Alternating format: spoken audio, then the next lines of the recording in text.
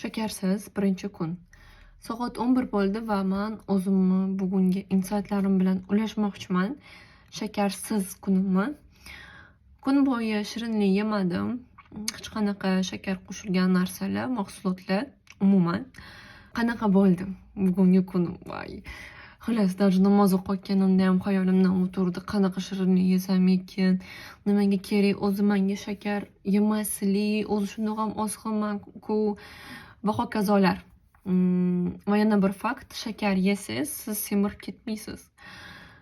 Lekin shakar yemaslik bu odamni fikrlashiga, layoqatli ish layoqatiga ta'sir qiladi. Даже o'ylab ko'rdim, nima alternativ bersam ekan shakarga. Ya'ni shirinlik, men shakar mahsulotlarini yemayman. Ya'ni shakarni iste'mol qilmayman, lekin ko'p shirinlik, shokolad yeyman. Kofe ichayotganimda ham harakat qilaman va shunday qilib kelaman. Shakarsiz kofe ichaman. Faqat kofeni o'zini. Va ozgina qo'shsam, frimi qo'shishim mumkin yoki sut qo'shishim mumkin. Bu уже menga привычка bo'lib qolgan. Juda ham qattiq shirinlikni xohlagan paytimda o'zimga fistashka bilan mayizni berdim, ya'ni qo'ydim va kofe bilan ichdim bu narsalarni va ozgina xohishim pasaydi.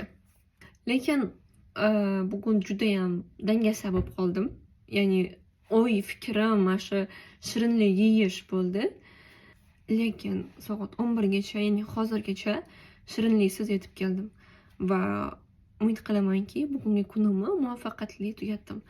Agar siz ham shirinlik tashlamoqchi bo'lsangiz, menga obuna bo'lib qo'ying. Menda juda ham ko'p полезный informatsiyalar bo'ladi.